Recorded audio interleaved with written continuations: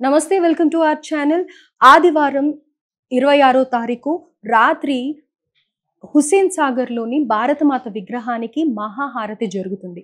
ఇది జరిగే సమయంలో అక్కడికి కొంతమంది యువకులు ఆ ఉత్సవం అయిపోయిన తర్వాత బాణాసంచా కాల్చే ప్రక్రియ ఉంటుంది. అయితే ఆ ప్రక్రియ బాణాసంచాలు కాల్చడానికి గాను ఒక బోట్‌లో ఎక్కి రాకెట్స్ పేలుస్తూ ఉన్నారు. అదే సమయంలో ఆ రాకెట్స్ అనుకోని విధంగా అదే బాణాసంచాలు ఏవైతే అక్కడ ఉన్నాయో వాటికి అంటుకొని 2 బోట్లు దగ్ధం అవ్వడం జరిగింది. అయితే ఇందులో పాల్గొన్న ఒక 5గురు యువకుల్లో అజయ్ అనే యువకుడు ఆచూకీ ఇప్పటి వరకు తెలియలేదు.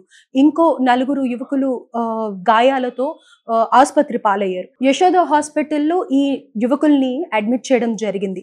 అయితే తీవ్రంగా గాయపడిన యువకుల్లో గణపతి అనే యువకుడు మృతి చెందడం జరిగింది. అయితే గణపతి పరిస్థితి ఏంటి? అసలు మృతి చెందడానికి పూర్తి వివరాలు ఏంటి అనే విషయం తెలుసుకుందాం. తేజ ప్రస్తుతం లైన్‌లో ఉన్నారు. So Teja, hello. చెప్పండి ప్రియాంక.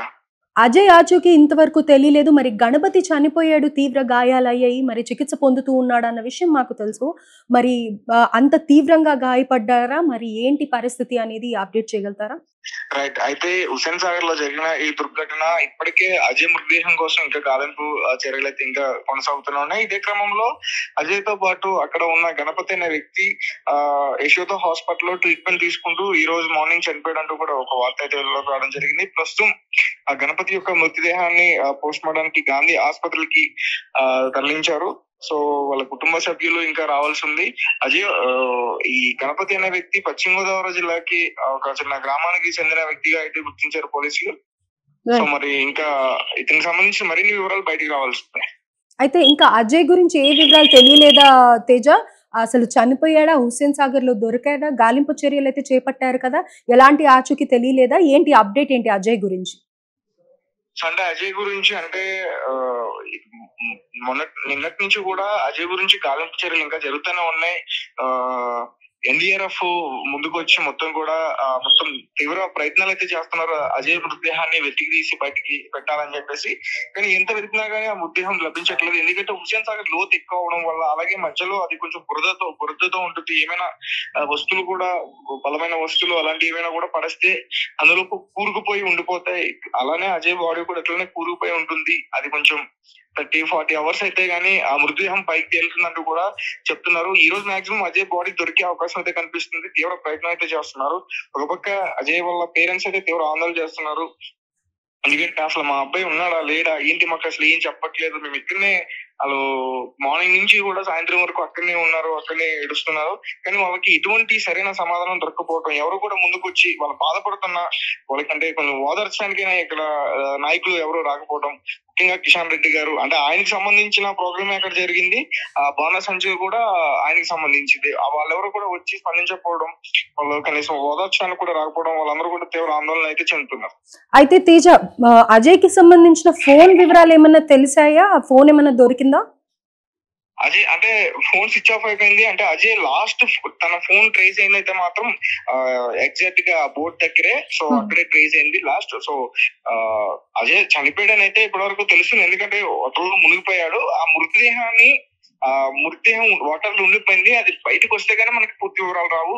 సో అజయ్ బాడీ దొరికితే అజయ్ తో పాటు తనకు సంబంధించిన వస్తువులు కూడా దొరికే అవకాశం ఉంటుంది. ఎందుకంటే పాకెట్ లోనే పెట్టుకుంటారు కాబట్టి ఫోన్ మాక్సిమం అతనితో పాటే ఫోన్ ఉండే అవకాశం ఉంటుంది.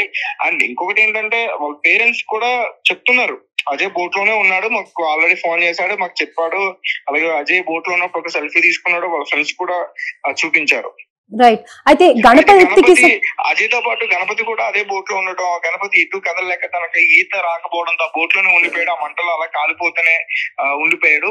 చివరికి అంటే ఆ మంటలు అదుపు చేసి ప్రయత్నం చేయడానికి వెళ్ళిన వాళ్ళకి గణపతి యొక్క అక్కడ కనిపించాడు. గణపతిని తీసుకొచ్చి వెంటనే యశోద హాస్పిటల్ కి తరలించారు. సో తన శరీరం అంతా కూడా పూర్తిగా కాలిపోయింది. అప్పటికే డాక్టర్స్ 50-50 ఛాన్సెస్ అని చెప్పారు. సో మొత్తానికి ఆ గణపతి ఈ రోజు అయితే మరణించడం జరిగింది. ఏదేమైనప్పటికీ గణపతి యొక్క మృతదేహానికి అంటే నివాళులు అర్పించడానికి మరి బీజేపీకి సంబంధించిన కిషన్ రెడ్డి గారు వస్తారా రారా అనేది మాత్రం ఇంకా తెలియాల్సి ఉంది. అయితే గణపతికి సంబంధించి చుట్టాలు కానీ లేకపోతే వాళ్ళ తల్లిదండ్రులు కానీ ఎవరన్నా ఘటనా స్థలంకి కానీ హాస్పిటల్ కి కానీ చేరుకోవడం జరిగిందా? గణపతి గురించి పూర్తి వివరాలు ఏమన్నా తెలుసా తేజ? మీకు అప్డేట్ ఉందా? మరికొద్ది గంటల్లో తెలిసే అవకాశం ఉంది మేడం. ఎందుకంటే పశ్చిమ గోదావరి ఇక్కడ నుంచి చాలా దూరం ప్రాంతం కాబట్టి సో అంటే ఇన్ఫార్మ్ అయితే చేశారు. వాళ్ళకి సంబంధించి బాడీని కలెక్ట్ చేసుకోవడానికి వాళ్ళ కుటుంబ సభ్యులు అయితే ఇంకా రావాల్సింది. సో ఆ ప్రయత్నాలు అయితే జరుగుతున్నాయి. రైట్. మరో ఇద్దరు పరిస్థితి ఎలా ఉంది తేజ? ఏమైనా అప్డేట్ ఉందా మీ దగ్గర? సో వాళ్ళు పర్వాలేదని చెప్తున్నారు. ఇతను బోట్ లో ఉండి కాలిపోయాడు. వాళ్ళు దూకి అక్కడి నుంచి తప్పించుకునే ప్రయత్నం చేశారు, వాళ్ళని పెట్టారు, కానీ ఇతను మాత్రం బోట్ లోనే ఉండిపోయాడు. ఆ మంటలు ఎగిసిపడుతున్నప్పుడు అది బోట్ లోనే ఉండిపోయాడు. ఒకసారి క్లియర్ గా కూడా విజువల్స్ మనం చూడొచ్చు. ఒక బాంబు ఎట్లా అయితే పేలుతుందో ఒక్కసారిగా బాణసంచాకి మంటలు అంటుకోవడం వల్ల అది చాలా దారుణంగా పేలిపోయింది. రైట్ తేజ. ఆ పేలిపోయిన సమయంలో ఈ గణపతి అనే వ్యక్తి ఆ బోట్ అక్కడనే ఉండిపోయాడు, ఇటు కదలకుండా అక్కడనే ఉండిపోయాడు. మనకి ఆ విజువల్ కూడా బయటకు వచ్చింది. అతని శరీరం మొత్తం కూడా పూర్తిగా అంటిపోయింది, తన హెయిర్ అదంతా కూడా. ఒకసారి మనం పక్కన విజువల్ లో చూస్తే కూడా మనకి చాలా బాధ అనిపిస్తుంది. అంతలాగా శరీరం మొత్తం కూడా నల్లగా అయిపోయి కాలిపోయి ఆ ఎర్రటి చర్మం మనకి కనిపిస్తుంది. Right Teja, thank you. Okay. Right. So నాగారంకి చెందిన అజయ్ బీటెక్ మొదటి సంవత్సరం చదువుతూ ఉన్నాడు. అజయ్కి సంబంధించిన ఆచూకీ ఫోన్ కానీ అజయ్కి సంబంధించిన వివరాలు కానీ ఏది తెలియరాలేదు అని అంటూ ఉన్నారు. అయితే హుస్సేన్ సాగర్ డీప్ గా ఉండడం వల్ల, లోతుగా ఉండడం వల్ల కొన్ని పెద్ద పెద్ద వస్తువులు కూడా అక్కడ ఉండే బురదలో ఇరుక్కుపోతూ ఉంటాయి అని అయితే చెప్తూ ఉన్నారంట.